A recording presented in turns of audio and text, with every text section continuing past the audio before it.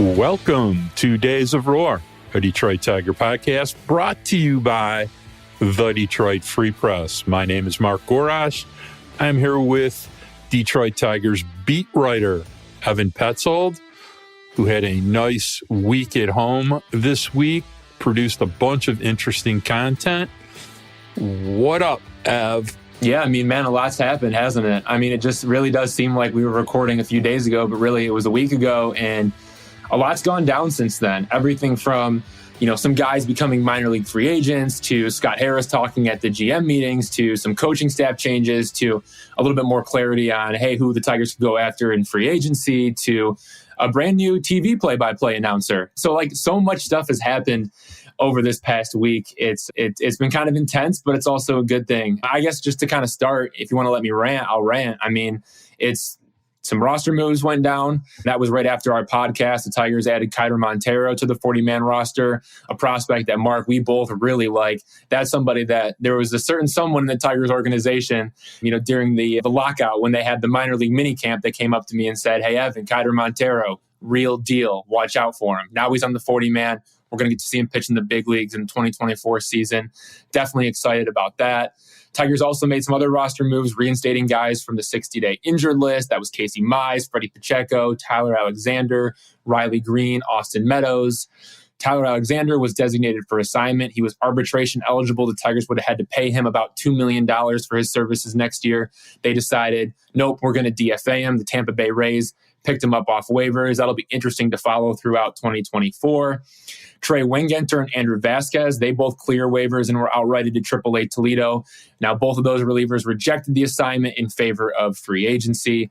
Those are the noteworthy roster moves, but we can't forget about Zach Short, nicknamed Shorty in the clubhouse. He was claimed off waivers by the New York Mets. So, Zach Short, adios. It's been good. One of the best guys in the clubhouse, an absolute class act, accepted his role, did what he did and did it well for what he was being asked to do. Now he gets to go and get an opportunity with the Mets. He's from New York. You love the hometown type story there. A couple other things. Tigers picked up the option on Carson Kelly. We can get into that a little bit later maybe. And then obviously picked up the club option on outfielder Mark Canha as well.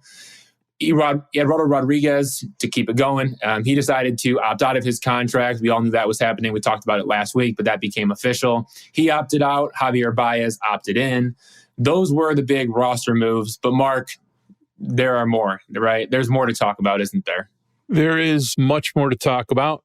I did want to share that Zach Short, I'm really glad he got most of a year into the big leagues. Did a lot of fun stuff last year.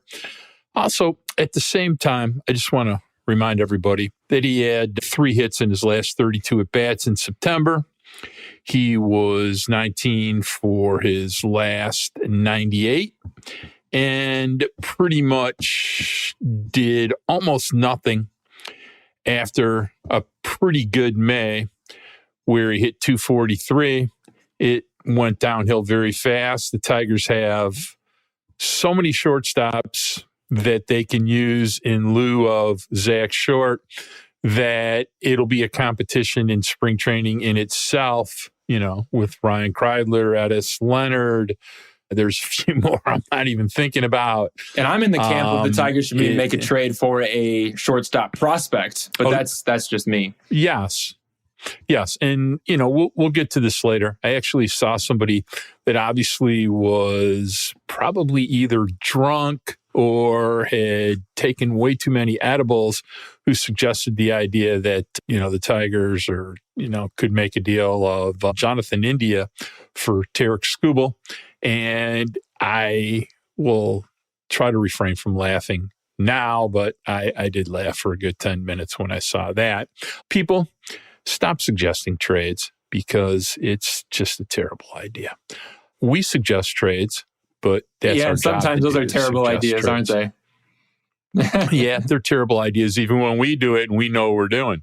We think we know what we're doing. I found it a positive move that Joey Cora was hired to come and probably coach third base. I know he has a pre-existing relationship with Javier Báez.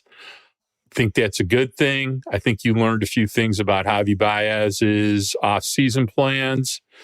If you want to fold them into this discussion right now. Yeah, I mean, we can riff on it for a second. I mean, I think it's important to kind of touch on it. I haven't gotten to, writing the story yet, so I don't want to give too much away. Freep.com, check it out this week. I'm going to be coming out with some good stuff, both on Javier Báez, and that's something that I promised you guys before that got pushed back a little bit, but it's the Tigers and their interest in the pitching market in Japan and kind of how that could unfold.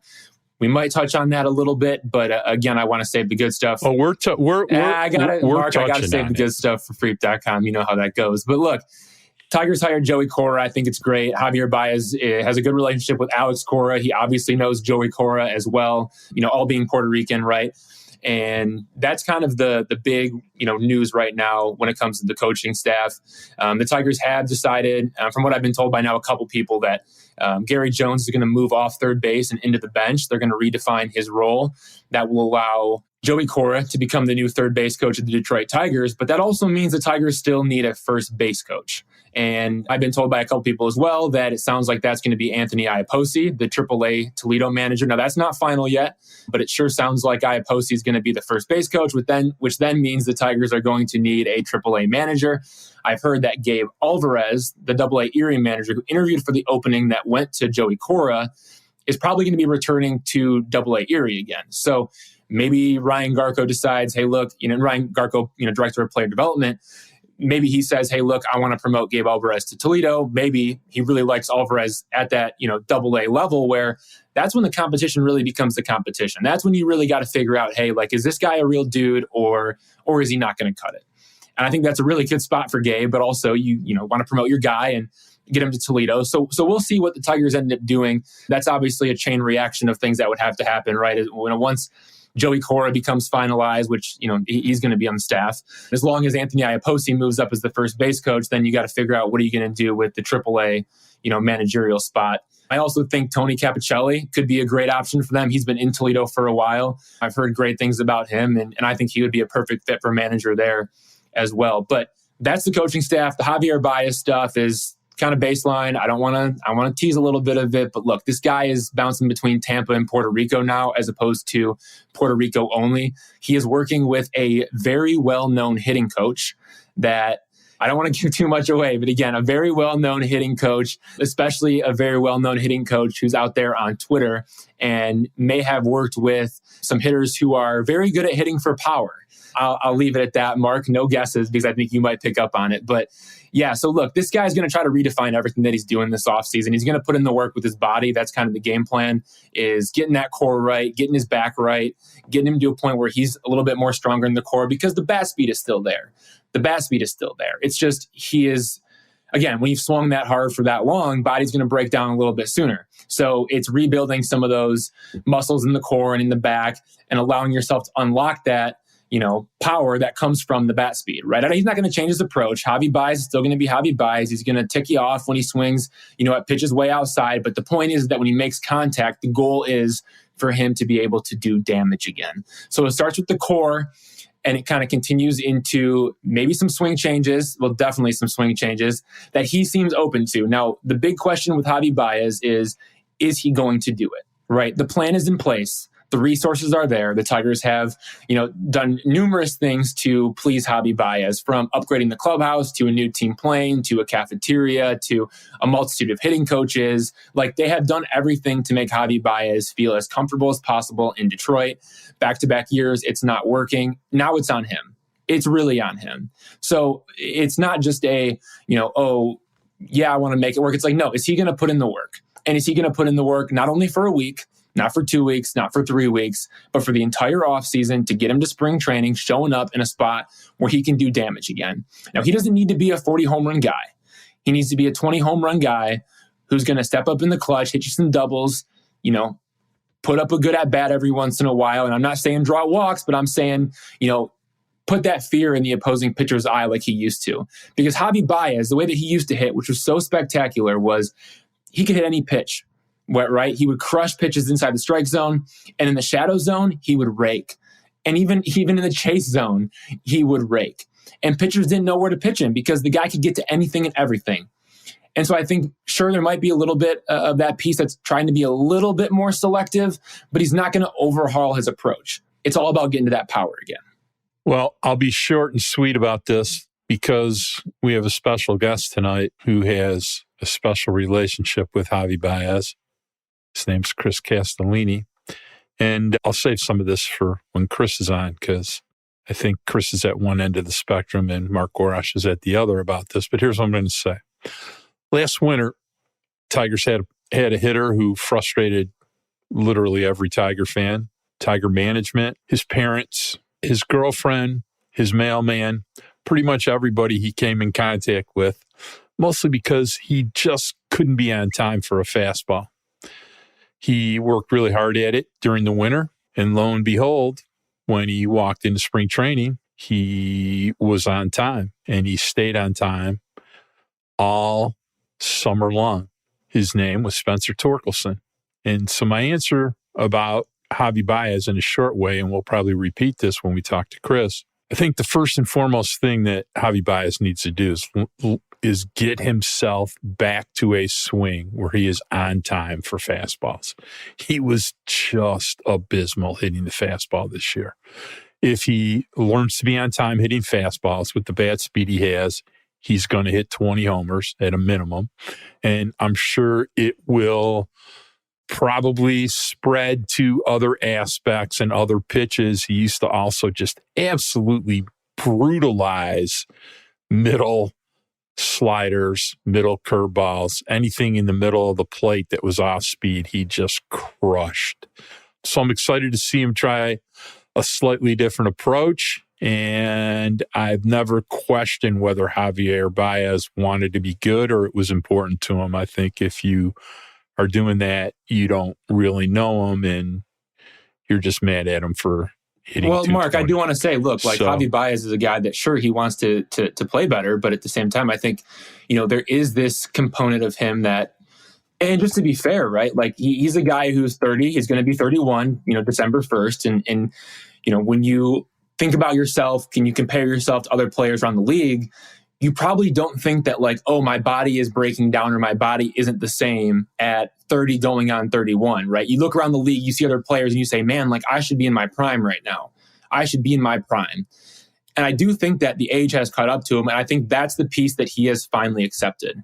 And that's what excites me. I think the age has caught up to him for at sure. The plate. If you look at the last 12 months of the season, both this year and last year, season's 6 months, it's 185 days about. Javier Báez hit well for 6 weeks in the 2022 season.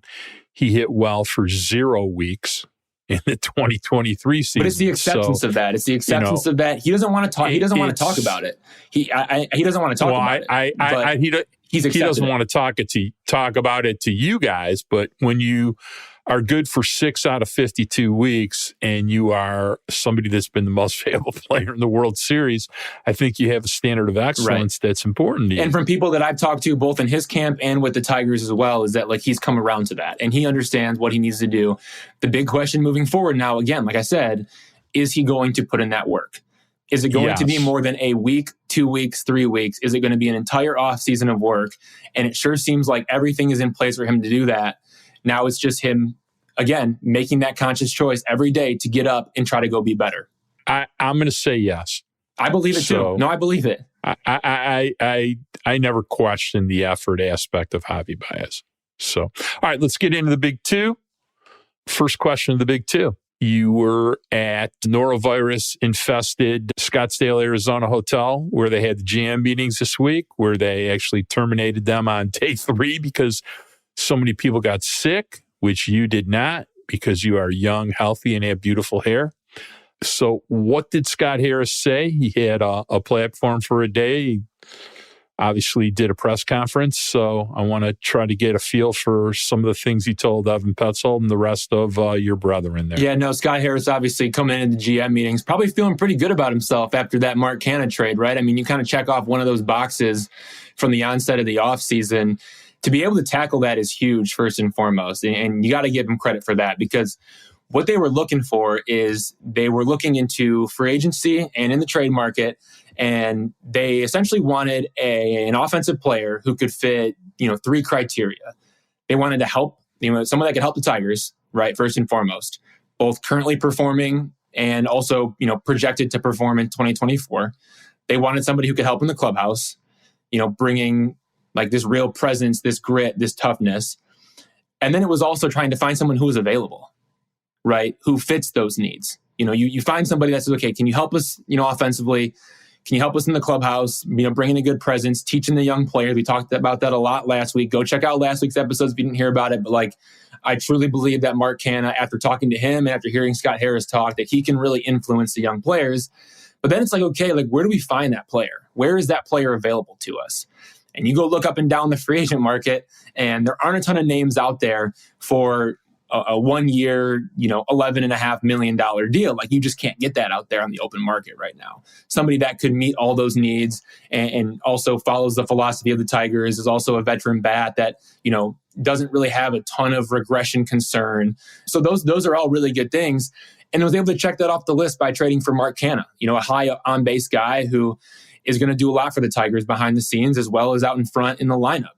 So they checked that box off, and Scott Harris is able to come into the GM meetings, and he's able to, get into this situation where now he can really, focus on what's next. And what's next for the Tigers is pitching.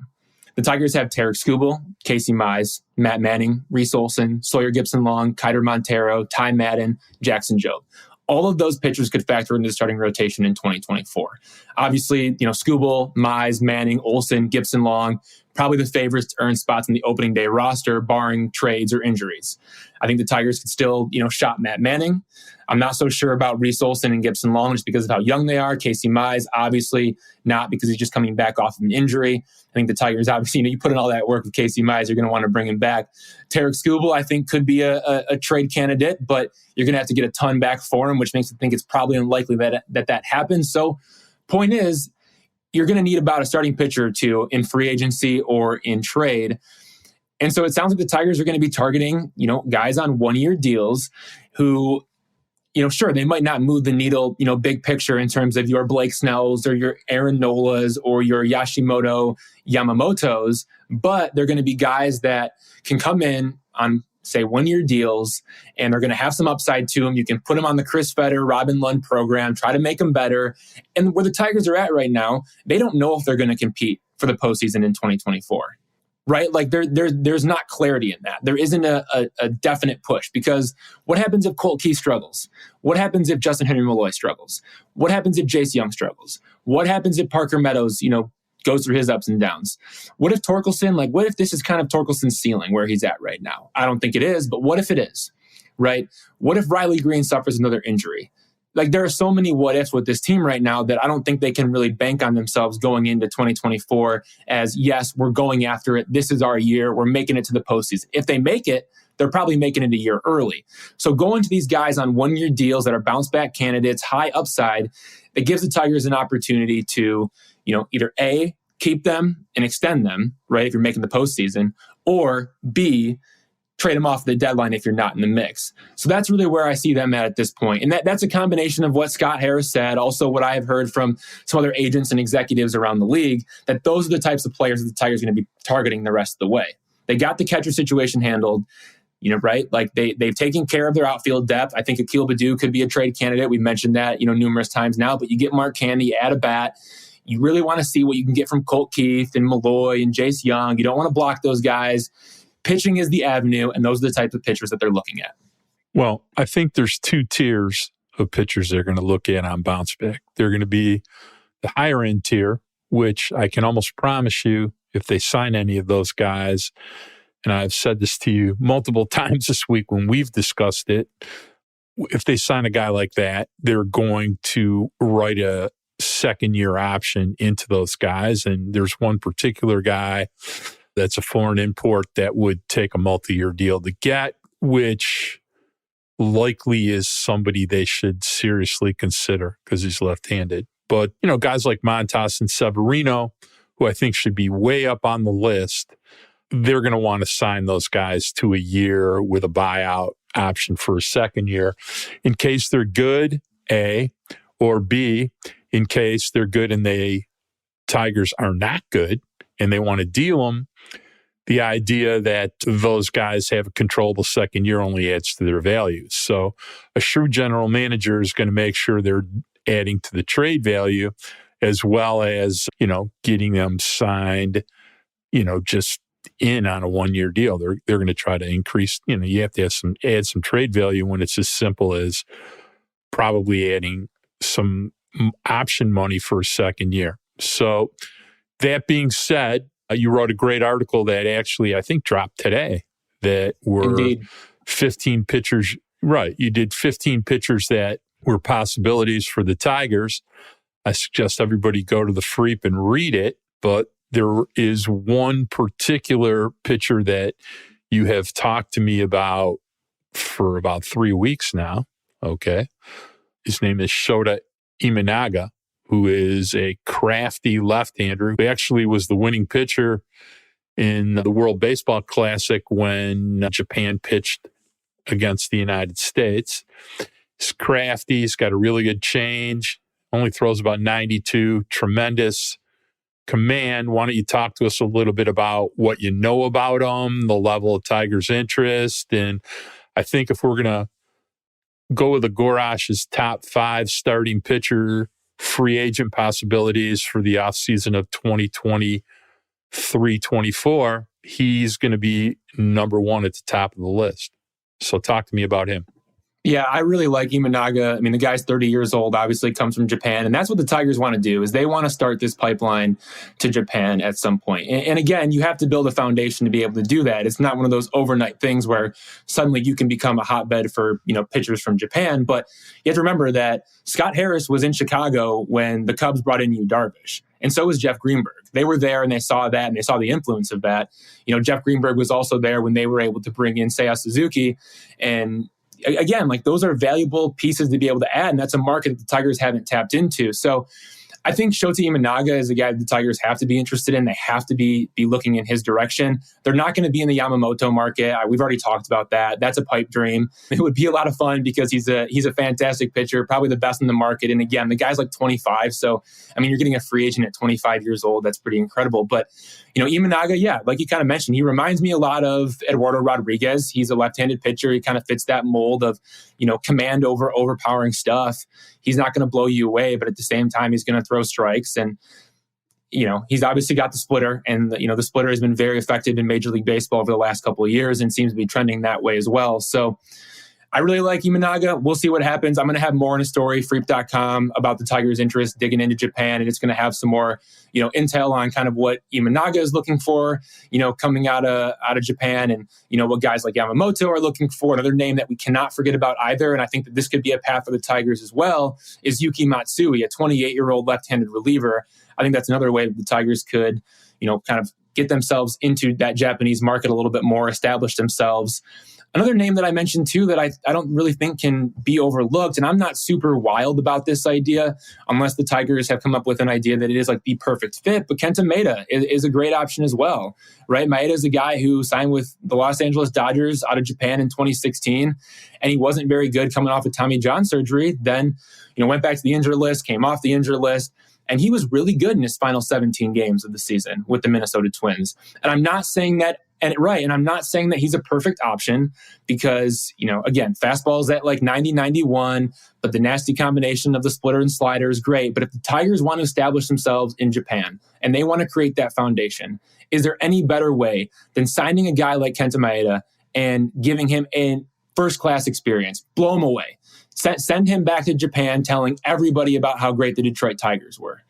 I don't think that's a terrible strategy. Now, I don't think that can be the only guy that they sign off of that list. But at the same time, if you do have an underlying strategy, I don't think it would be a bad idea to bring him in. And if you got to move him to the bullpen, you got to move him to the bullpen, fine. But I think it's an interesting way of looking at it, especially considering the fact that they want to tap into Japan more than they have in the past, which has been not at all. So that's got to change. All right. Well, I had a list of 6 pitchers here. He was number 5. I'm a fan. Also has a great split.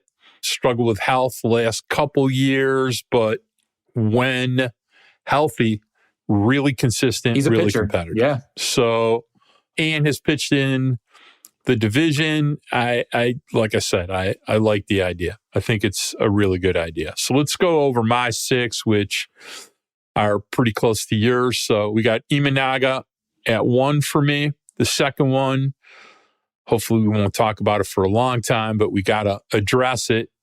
Got to have a discussion about it. Trevor Bauer. Yeah. I mean, he's somebody you got to talk about because he's out there and he's on the market and he wasn't criminally charged. And I mean, yeah, like there's a backstory there with him, of course. I mean, this is a guy who hasn't pitched in the big leagues since 2021 because of, some off the field stuff that went down with sexual assault allegations. And he was suspended by Major League Baseball. He was cut by the Dodgers. But look, like the LA, County District Attorney's Office, they didn't file criminal charges due to a lack of evidence in the case. Say what you want about him, in the clubhouse, off the field. There's a lot of mixed reviews from his former teammates. Some of that could be, jumping on the bandwagon of dragging him. Some of that could be, trying to play nice to the guy. It's hard to read through, kind of those lines and toe that line, right? And figure out, hey, what's real and what's not real. We've heard guys like Mookie Betts, sing his praises. We've heard other guys, say that he wasn't a great guy in the clubhouse. So I don't know if he's a perfect fit for the Tigers. I don't know if anybody is going to consider signing him. But again, this is Major League Baseball, right? Teams want to win. Teams are going to do whatever they got to do to win. Look, let's be adults here. Probably not a real good guy. But at the same time, and we're talking to somebody who goes into a baseball clubhouse 100 and more than that, probably 210 days a year, including spring training. I think, we're never going to name names, but I think you would feel comfortable in saying there are quite a few not really great characters that are professional baseball players in clubhouses. Because not only do you go into the Tigers clubhouse, you go into visiting clubhouses.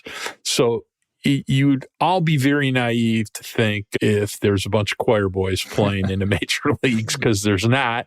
There's a lot of bad guys who are pretty good baseball players. Profession, right? I mean, there's also some great sports writers who are, jerks, right? And there's also some great sports writers who are really nice guys. So like it's the same for everything. Correct.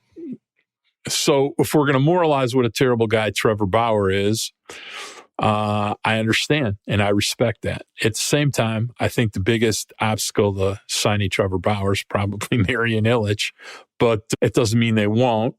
And I also think of anybody that you could sign, he's got probably the most upside, the highest degree of being consistent, likely of being consistent, and C, the most trade value if he was good and the team was bad. I'll leave that discussion with the following. One more thing about Bauer For really all quick. of you, I want to mention one more thing too. This is a guy at the beginning of his stint in Japan. I found this to be very fascinating. He really struggled in Japan because he was trying to throw fastballs up in the zone right when he got there. And the way that, Japanese hitters are, they're able to get to those pitches more often than pitches down in the zone. And I thought it was very interesting to see how he struggled throwing at the top of the zone, which has kind of been his bread and butter, right? Fastballs up, he'll take you to town. But when he started to go down in the zone, that's when things started to change for him. And he was really, really good. Kind of the final 15, 16 games that he had in Japan, he pitched 24 games over there, had a 2.59 ERA. But he was really good at the end, especially when he started to pitch down in the zone. I found that, kind of in-season type of adjustment to be very fascinating and pretty encouraging for any team that might actually be interested in signing him as, this guy is able to make adjustments. He was up to 97, 98 too. I'll leave you with this little tidbit about Trevor Bauer. For all of you that think he's inconsistent, in the time frame of 2016 to 2021, I ran a little data dive last night. 9th highest pitcher in WAR, top 10 in innings, top 10 in ERA, average over 10 strikeouts per 9. So you can say whatever you want. The guy gets people out. He wins games. He goes deep. And, it's something worth considering. I'll tell you what we're going to do. Because we've run so long here, we have so many things to talk about. We got Chris coming up. We're going to take a fast break. We'll be right back. We'll go over a couple other pitchers, and then we'll get to Chris Castellani. We'll be back.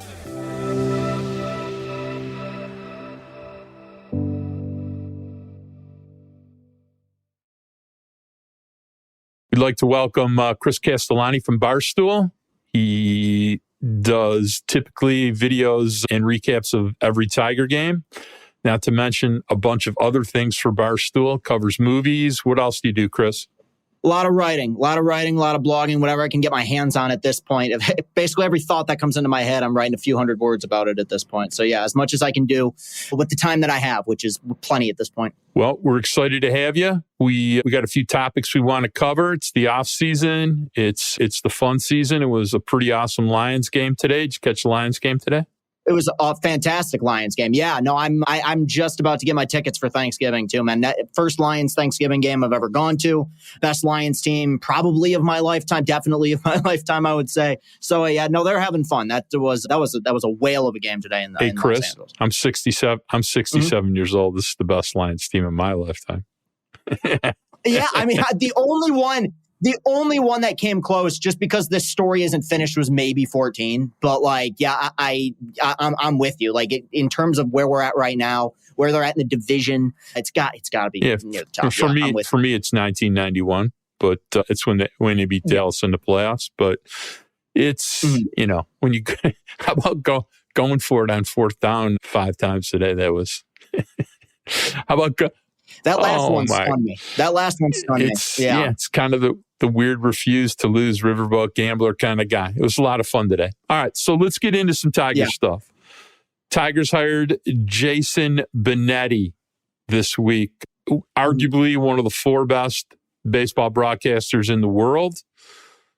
We had Matt Shepard for 3+ years. Give me your thoughts about that. Stunned. Shocked, overwhelmingly happy were the first things that came to mind. I had just gotten back from the gym. A buddy of mine texted me just in all caps and said, dude, Jason Benetti, my friend had lived in Chicago for a long time. I couldn't believe it. Blown away by it. I think it's tremendous hire. It's one of those weird things, man, because I was talking to some people about it. It has zero impact on the on-field product. And yet I've seen people celebrating this as if it is a big free agent signing. I mean, I think he's going to be worshipped here. The guy, and I was watching the Washington-Utah game on Saturday just for him, really. The guy comes prepared, did a great job in Chicago with the White Sox, which was the big reason why I was so surprised, is I know he's a Chicago guy. I know in many ways that was his dream job, taking over for Hawk Harrelson. Did a great job with Steve Stone there, but Tigers ponied up. And so I was surprised by it, remarkably excited for it, and I can't wait to see what he offers. I think that's just a tremendous move on the organization's part. Yeah. So Chris, for fans out there who maybe, are more casual fans, right? Or they just watched the Detroit Tigers and all they've seen for the last 5 seasons is Matt Shepard. How much of a difference is there going to be? I mean, how much more watchable are games now? Because you're somebody who has watched every game, for forever almost, it seems like, right? And you've gotten to experience Matt Shepard for 5 years, and now you're going to get to experience Jason Benetti. What's your excitement in that as somebody who gets to watch every single game? And then how pumped up should fans be about the difference between those two? Well, as a fan of baseball, I'm much more excited about it because I love how analytically minded Jason Benetti is. I think that's something that, even going back to Rod Mario, was something that often had a tendency to lack, is that there was kind of bare bones analysis where Benetti, you're going to hear to him talking about weighted runs created plus. You're going to hear him talking about wins above replacement, the kind of stuff that, a baseball nerd like me looks into. But I also think just in terms of chemistry with the other broadcasters, the game's just going to be way more accessible. And I don't want to rip the previous regime, but honestly, having watched White Sox games, having watched Benetti do college basketball and football, there's going to be a preparation that he's going to come with. And I think also, sometimes a crutch that the previous regime ran into is that they almost relied too much on the color commentators at points with the, so many questions being asked. I think Benetti's going to take this thing by the reins. I think he's going to have a good chemistry with, I know Craig Monroe is back. Have they said, are they bringing in another color commentator, or is that undecided? They're keeping everything under wraps right now. But yeah, the typical fast. Yeah, okay. Because I've heard conflicting reports about that. But no, I think fans, and I've told people, they should be very excited about this. The guy's been a pro for a long time. Great personal story as well. I think he's going to be fantastic. And I think a lot of people are going to be tuning in Tiger games more frequently this year because he's on the broadcast. I don't know if you guys remember, but if you've ever heard Gibby do either a national game now, which he does from time to time on Saturdays when they do a Fox game that they just kind of cannibalize one of the local color guys, or, prior to this when he did, more prominent national games. Gibby's actually great when he's not with Matt Shepard. He brings a lot of analytics. He brings a lot of, things that he used to think about in the dugout as manager. And he just basically the last 2 years got so far away from that with partnering with Matt and talking about hunting and their dogs and all kinds of anything that had nothing to do with a baseball game. I'll be excited to see what Gibson can bring to the table next year with Benetti, and you can almost guarantee yourself that Gibson will be doing, between 25 and 40 games. I'll be shocked if he's not part of that mix. They're not going to stop using him now. The question is, who are they going to add for, the other color commentators? I assume Monroe. I'm not guaranteeing you, though, that Monroe is going to either not be on the radio or not be at the desk this year. I'll be curious to see who does the other. Well, I'd be shocked if he's desk or radio. He seems like he's going to be in that color seat more often than not, I would have to think. But again, I think a lot of this stuff is still up in the air. Again, when you hire a guy like Jason Benetti, I think you probably got to ask him, what do you think? And I think that's when things are going to be finalized. I think you don't make a hire like that unless you're going to sit him down and really allow him to dig into, not only does what he think about, these individuals, but run him some tape of, Craig Monroe and Matt Shepard, run him some tape of Gibby and Matt Shepard, right? Like give him a feel for what these guys are going to bring. And I'm sure he knows to an extent, but at the same time, to really allow him to dive into, what are these guys going to bring to the broadcast, day in and day out, I think there's some value in that. I think it's an upgrade, to say the least. All right. Let's get into some baseball stuff with Chris. Chris, Mark Canha, what's your feeling about that? I'm a fan of the move. It's one of those things, and I've talked about this, ad nauseum with this lineup, is that I think that with Green, Carpenter, and Torkelson, or any assortment of the bunch, I think that's a solid. I believe in the ceiling in those guys. I think there's a solid middle of the order there that you can build around. What is holding this lineup back so consistently, I mean, over the last several years, but it was even more so noticeable last year when they started winning a few games, is that, it's one of the reasons they struggled so much with guys on base, is that there's just too many guys in the lineup who don't give you productive at-bats, who are those automatic outs, who are swinging at pitches out of the zone. Canha's not a world beater, and AJ will do his thing, and he'll platoon him when necessary, and he'll move him around the diamond when necessary. I think one of the big reasons why Scott Harris got him is that versatility. Evan and I talked about it relatively recently. I think that they do not want to have one set DH next year. I think they want to move DHs around. If Riley needs a day off, if Torque needs a day off, Carey, they want to move these guys around and keep them fresh. I think with somebody like Canha, he's a guy that you can put probably with this lineup, probably in that 5th or 6th spot, but he's a good on-base guy. He's going to see a lot of pitches. Probably won't have the power numbers, especially at this park, that's going to blow people away, though he has played at big ballparks for the most part throughout his career. Power numbers saw a bit of an uptick in that small sample size in Milwaukee. I don't know how much of that was legit or not, but he's going to draw walks. He's going to get on base. The one thing I appreciate about what Harris has done so far with the players he's acquired is that in general, he's been pretty consistent with the caliber of player he wants to bring in. He's talked about it from the beginning. He wants guys who dominate the strike zone. The problem is when he got here, there weren't a whole lot of guys like that on the roster. And so he's kind of had to piece this thing together. I really like the move because it's a simple thing where I look at this free agent market, and unless you're going to do something crazy like splurge on Ohtani, which I just don't see him doing, there's not a whole lot of great elite bats that I trust and say, okay, well, if you sign this guy to a 6-year deal 4 or 5 years from now, they're still going to be productive. There's kind of some concerns.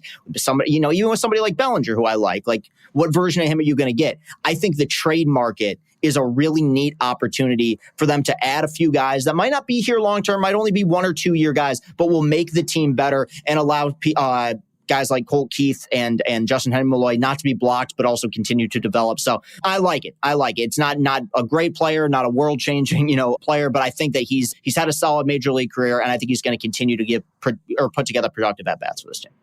You mentioned 2 names, Colt Keith, Justin Henry Malloy, Jace Young, probably in that mix as well. You have younger guys like Wencel Perez, who, by the way, is still dealing with back issues. That really concerns me. But point is, you have some of these young guys that are on the roster. Are you someone that can buy in and believe in this idea of let the young guys play, give them opportunities, don't block them? Again, this has been going on for a really long time. The Tigers haven't been competitive in a long time. And I think fans out there are kind of screaming from the rooftops, win now, spend on Matt Chapman, spend on Cody Bellinger, do whatever you got to do to get in. Can you take another year of this wait and see type of approach that, honestly, it's kind of been wait and see for the last 4 years? Now Scott Harris as opposed to Al Avila. Right. Well, and that speaks to the issue that I mentioned from the beginning when Scott Harris was brought in here, is that he's going to operate on a different timeline than the fans are, because he's waited 2 years, whereas we've waited 7 or 8. That has nothing to do with him. I mean, he got here in August of 2022, just trying to put this thing together. I am fine with that. And the reason I'm fine with it, and maybe wasn't fine with it 3-4 years ago, is I have such a greater faith in Scott Harris's system and his player development than I did with Avila and, the people that he employed at the time. And I think that was reflected. What the fans understandably might be a little bit concerned about is they don't want a repeat of what we saw with so many of the young guys that came up through Avila's system, where they either got injured in the case of the pitchers or struggled like somebody like Torkelson did. I think that I trust the timetable right now with Scott Harris, and I trust that they will call them up when they're ready. But as he said before, not just ready to play, ready to contribute. The sheen of seeing these guys here wears off pretty quickly if the OPS is like 500. They want them to be here, putting together productive at-bats, driving in runs. I think that, adding somebody like Canna allows for them to marinate a little bit more down in the minor leagues, especially Henry Malloy, just because I think they're trying to convert him mainly to an outfielder. So yeah, no, I with this regime, I have no problem with it. It is a wait and see approach, but for the time being, I'm willing to give them benefit of the doubt that this player development system is going to be substantially better than the previous regime. For sure. Well, I think we do need to address the fact that the player development regime is pretty much intact from the last year of Avila, and he hired Ryan Garko, and really the Ryan, aside from adding Robin Lund at the major league level, a lot of these player development guys actually were hired under Avila, and they've just had time to work on it. So I don't know if we can. Well, I don't sleep on, and Mark, don't sleep on AJ Hinch's influence and all that too. I mean, he's there's been a lot of things that have been orchestrated by AJ Hinch. So it's what I really, this is something Evan and I talk about every week, Chris, which is what I really want to see from Scott Harris is a little more urgency to win. I describe it a little more colorfully, but look, if you're afraid to make moves and you're afraid to fail in the moves that you make, you're probably going to be fired in year 4. So, as far as being patient with Scott Harris, if they win 75 games again next year, you'll see how patient the fan base is with the guy. He's going to have to step up, get a little creative in the trade market. It's a terrible hitter free agency market. It's pretty interesting, a little more interesting in the pitching department. It gets really interesting next year in the starting pitcher department. But, look, the Tigers have a lot of similarities to the Diamondbacks, and it's not, in a division that 85 to 88 wins very well could mean a playoff berth.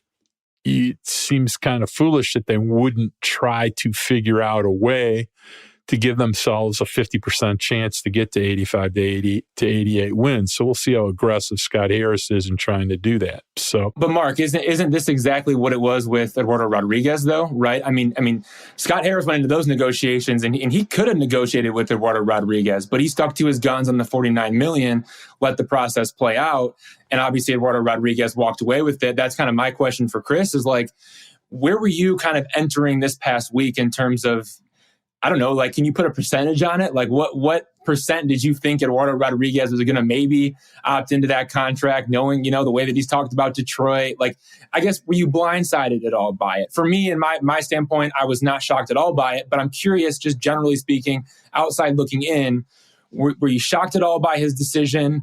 Was there any part of you that maybe was holding on to hope that he would opt in? Did you like how Scott Harris handled the lack of negotiations or lack thereof with not really budging off of that 3 years, 49? Are you pissed now that Eduardo Rodriguez says he'll consider West Coast teams? Like, where are you at across the board on Eduardo Rodriguez as a whole? 0% surprise. I figured he would opt out. I expected him to opt out. I honestly, his performance in the second half of the season, I don't think even mattered. I think that month, 2 months that he gave them to start the season, I think he was planning on opting out from the start. I have no issue with the lack of renegotiation, quite frankly. And look, Erod is a fine pitcher. And had he have opted in, I would have said, okay, cool. Like that's another piece in your rotation. But with him opting out, considering everything that's happened, I think that this is the right move for both parties. As far as him, saying that there's no geographical restrictions, it's annoying. Like, and as a fan, I made a video about it because, yeah, it's frustrating. Like, that whole saga to me was so bizarre. And I do kind of, in hindsight, question, like, where's his head at with this? Because he had an opportunity to go to LA for 2 months. He didn't. Okay, that's his prerogative. He signed the contract, whatever. But I really think it's more so a negotiation tactic. I think he'll probably still stay East Coast.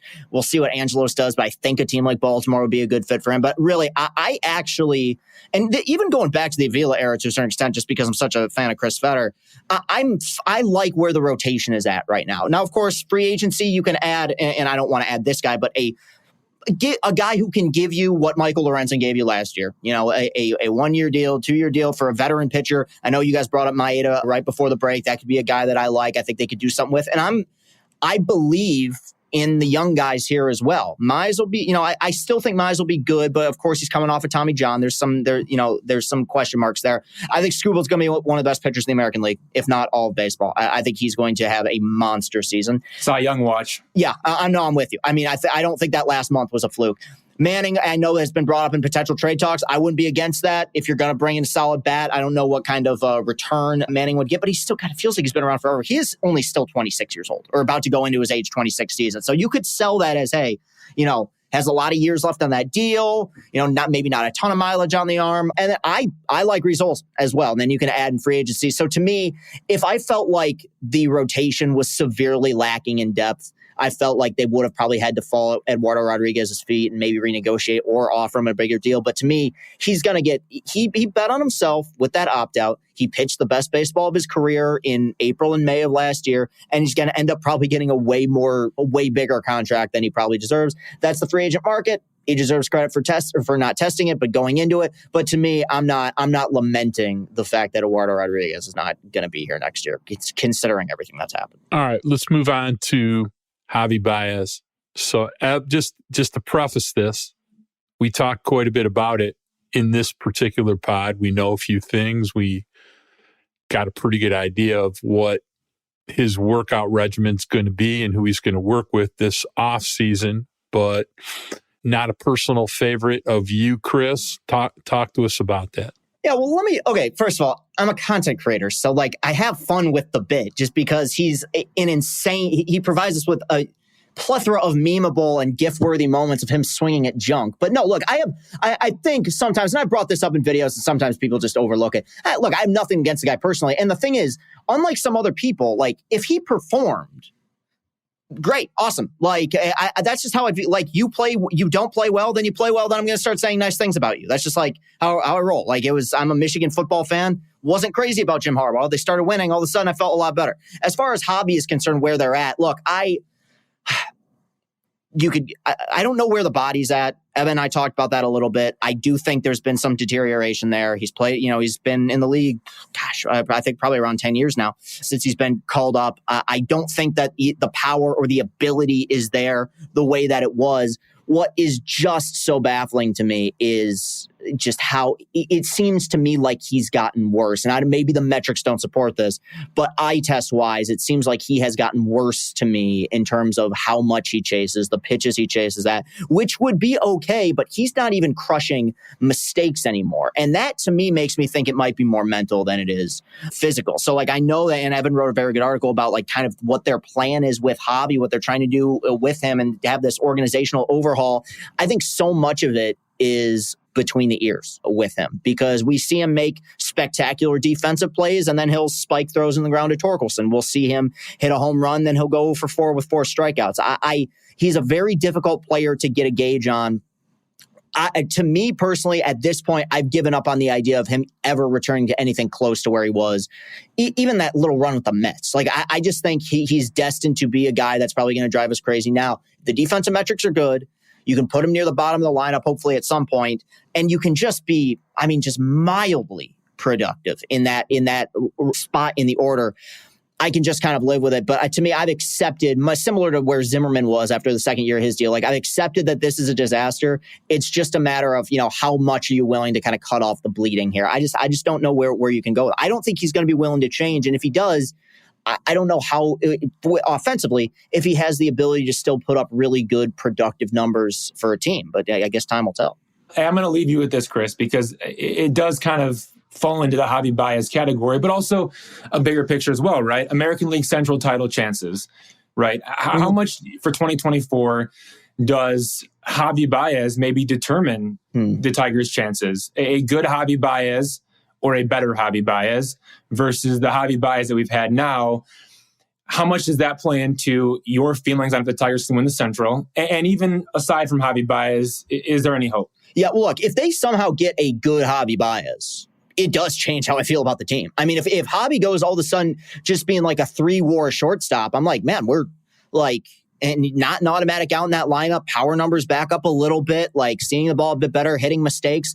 I'll be excited. Like, I'll be like, oh, wow, this could be a team that is more likely to win the Central. In terms of their overall kind of projection here, look, it's similar to how I felt 2 years ago at this time. Problem was 2 years ago at this time, it turned out to be way more fugazi because that 2021 team got a lot of really good production or like career best production out of some veterans. But at the time, and it's crazy how much things fell off, at the time, we looked at the White Sox in that lineup or in that division and said, okay, that's kind of a scary team. Fell apart, but in the moment, I'm like, I feel like this is their division for a few years. The Twins are going to be good. They'll easily be the Tigers' biggest competition in the Central. But the way I view the Twins, I feel like it's been this way really for the last 7-8 years for them, maybe a little less. There's a lot of variance. I feel like they are every bit as likely of winning 92 games as they are winning 78. They just got, if not a career best season, one of the best seasons out of Sonny Gray. He's hitting the free agent market now. I know some of the guys that you got big production out of in the latter part of last season have had some injury issues. Correa's had some injury issues. So to me, I think they will have a shot. Right now, do I look at the roster and say this roster is winning the division? No, just because I think there's a little bit too much inexperience in the rotation, in the back end of that rotation. And ultimately, I just don't think the lineup is good enough. But with 1 or 2 more trades, and we'll see what happens in free agency, I don't think it's out of the realm of possibility. I really, just because I look at the way that you brought up the Diamondbacks, I think that's a perfect example. No, the Diamondbacks' misfortune came from the fact that they play in a really tough division. There's no Dodgers in this division. There's no 100-win team that the Tigers are going to be looking up at for the next 3 years. And I hope the Canna trade is the first domino here of them realizing like there's not a World Series window that can open this year, but I think there's definitely a division championship window that can be open this year with the right moves. Because even last year, as and look, it's silly to celebrate 78 wins as if it's something super meaningful, but they had so many injuries to the pitching staff. They had injuries to the pitching staff coming into the season. I think you roll the dice again. I don't see that happening. I think that was a borderline worst case scenario with a lot of these guys. You've added a little bit more depth. You can do that in free agency as well. I think they're going to be playing meaningful baseball deep into the year. I really do. Well, let's hope so. They actually played meaningful baseball into September is kind of that's technically true, because borderline good as they were. All right, look, Chris, we're running up against it from a time standpoint. We loved having you. We really hope that once we start the baseball season next year, you can come back. We can spend a lot more time together. We can discuss in-season things as opposed to off-season things. We would like to tell you how much we appreciated having you on. Remember, you can find Chris at Barstool Sports. You can find him on Twitter. You can find him where else, Chris?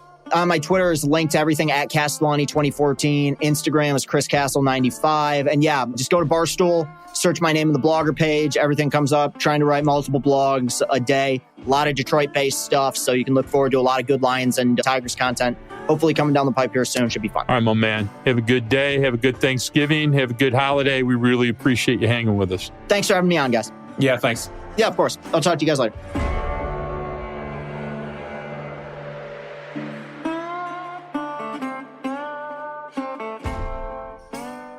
That was Chris Castellani, Barstool Sports. Always a lot of fun, a lot of things to say. Like I said, you can check him on Twitter, on Barstool. Had a lot of interesting takes. We're going to get back to our stuff. But first, we're going to take our last break.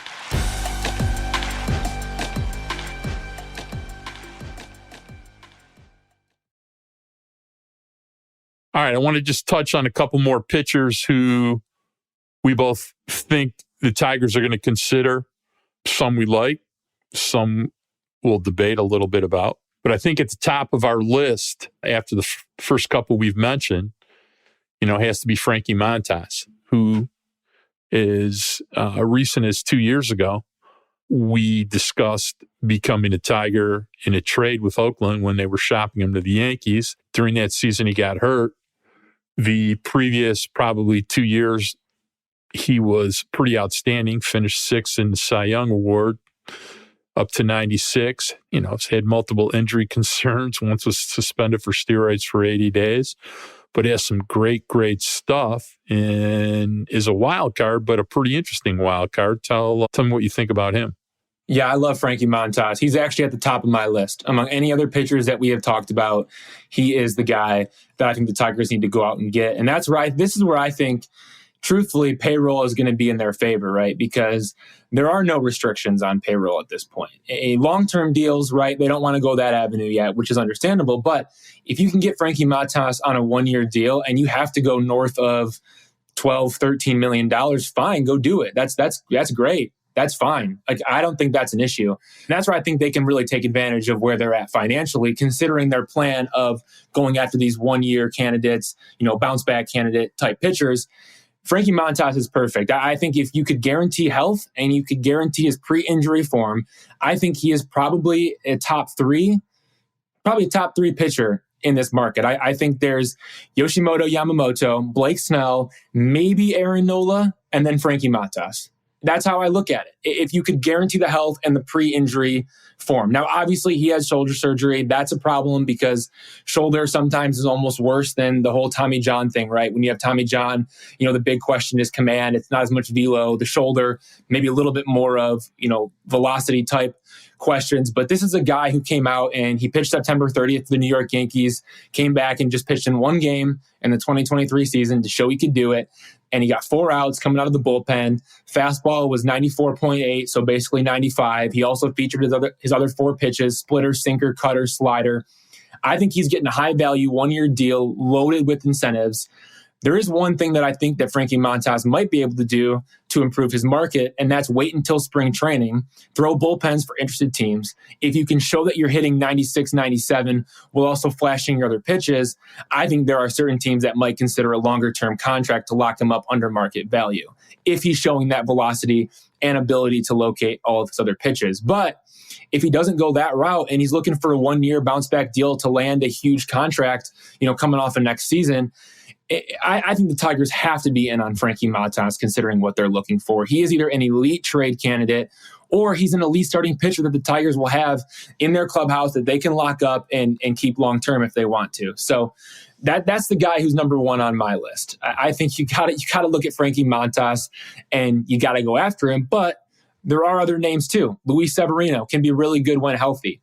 Alex Wood is another interesting candidate. Now, he was a little bit of a split role. He was split between the starter role and the reliever role with the Giants. He hasn't really been great the last 2 years, but the Giants with Scott Harris as the general manager took a chance on him in January of 2021, 1 year, $3 million contract. The Giants were one of the only teams that wanted to take a chance on his medicals, and it ended up paying off. Maybe Scott Harris wants a reunion there. So I think that group, Severino, I think Montas, Alex Wood, those are all interesting candidates to look at. I think James Paxton is another one that I like. He's had so many injury issues, but look, the guy throws 95, that tops out at 98, high whiff secondary pitches, consistent release points. There's a lot to like about Paxton when he's healthy, but among those pitchers, Mark, the Severinos, the Paxtons, the Woods, the Montas, right? Like, where are you at with those pitchers? I would say you and I have talked about this. We are 100% in agreement about Frankie Montas. We're going to speculate. He's at the top of my list to speculate on. That's a guy, as we discussed earlier, I make sure I have an option for a second year on because if he's healthy, he can be really, really, really good. Yeah, he might not want that option, though. That's the point. I think more of a guy that you throw an option on, though, is Tyler Mahle. And that's another guy Tyler Mahle's not going to on my list. I don't necessarily think he's, which is why he would take the team option, though, because he's not going to be coming back until late July 2024 coming off of Tommy John, and it would almost benefit him to take a team option that, sure, was a little bit more of his value, but you could take a low deal for 2024, high incentive team option for 2025. And if you show that you're healthy throughout the entire 2025 season, then you're ready to go back into free agency. I'm not going to worry about guys like Tyler Mahle. I got enough to worry about trying to be competitive in 2024. And, the one thing the Tigers do have some depth about, and you can never have enough of it, but is starting pitching depth. Luis Severino, probably after Montas, my second choice. I'm not sure he threw more than 3 good starts in the entirety of 2023, which is really strange because he's been really, really good for the Yankees when he's been healthy prior to that. One of those starts was against the Tigers, and he was just dominating in that start. I have a lot of confidence that London Fetter and Nieves would do a lot of good things with Luis Severino. I doubt he'd sign for more than a year. He's probably a $15 million speculation, and I got to think Frankie Montas is probably $10 million with incentives up to 15. So, it's a question of what Scott Harris wants to do. Not real big on Alex Wood. I think he's Matthew Boyd Jr. pretty much. And as far as James Paxton goes, not real reliable to stay healthy for more than 5 starts at a time. So not really on my viewing list here. So anyway, been a pretty exciting week. It was fun to have Chris on. We hopefully will start seeing some rumors percolate. And of course, we have the Dick Tracy of investigating rumors and all kinds of other things, and Evan Petzold, who's talking to people all the time. You got anything percolating that you think the Tigers are in the middle of from a trade standpoint? You hearing any things? You don't have to be specific. I'm just curious if you're hearing any rumblings on anything. Yeah, we'll see what happens when it comes to trades. I mean, those things are really hard to push across, when you're looking at one front office and the other front office trying to get a deal done. Anything can happen at any time. As we saw with the Mark Canha deal, that had a little bit more of a timeline on it because the Brewers were going to have to make a decision on the player option. I think anything else moving forward might take a little bit of time, but you know what? You never know. As for free agent stuff, a lot of that is going to take time as well because right now, we're just coming off the GM meetings. A bunch of agents were there. They were just getting a feel for, what different teams were interested in, what they might want to do, what players they could be interested in, what types of players are they going after. Tigers being, bounce back pitchers on 1-year deals, other teams looking to, lock up players with big time contracts. It's a lot of feeling out at that point, and then it's going through, okay, what's actually the best fit for the player, both financially and also, coaching staff wise, and what they're going to be able to have resources to when they're there. So we'll see. A lot of that stuff is kind of up in the air, but yes, always digging, trying to figure out what's going on. But right now, it just seems like it's a little bit of wait and see. One thing that is coming up, though, is November 14th. That's Tuesday. By 6 p.m., the Tigers are going to need to protect players eligible for the Rule 5 draft by adding them to the 40-man roster. The Tigers already protected right-hander Kaider Montero because he was an impending minor league free agent. So they've already added him to the 40-man roster. Next up, it's going to be Dylan Dingler and Wilmer Flores. Those are the 2 guys to look for on Tuesday that are pretty much guarantees to be locks when it comes to being added to the 40-man roster. Dingler, a catcher, Flores, a right-handed pitcher. There are some other names that stand out. Left-hander Andrew Magno looks kind of interesting. I think he could be a potential add. But aside from that, I'm not sure if I see them adding, a guy like Trey Cruz or Daniel Cabrera, Jose De La Cruz. Roberto Campos. I don't see them adding him. Roberto Campos is an interesting situation. I don't think a team really takes a chance on him, but the upside is just so high. But again, he hasn't played above the high A level. I don't know if a team really takes a chance, but maybe they do. But maybe they do. So that's the thing that the Tigers have to go in and they have to evaluate, what teams could take a chance on these players who are Rule 5 draft eligible. I don't think Roberto Campos is one of those guys. I see Dylan Dingler, I see Wilmer Flores, and I see maybe 50-50. Andrew Magno as being, kind of a 50-50. But I see Dingler and Flores as the lock. So that's something to look for on Tuesday. It's also my wife's birthday. So shout out to Savannah. Happy birthday, the big 27. It's going to be a good one. But it's also Rule 5 Protection Day. Yeah, it'll be an interesting day. I think you hit your spot on about who you thought was in the mix. God knows they have plenty of players to cut. They have about 6 So finding room for 3 of them should be pretty easy. All right. Well, another week gone, another week towards when the real fun starts, which is usually right after Thanksgiving. We'll see what happens then. I want to make sure we thank our executive producers, Kirk Crawford and Ann Jeanette Delgado. As always, I'd like to thank my beautiful grandson, Braden Michael Gorash, and former partner, Evan Petzold. I'd like everybody going. Peace.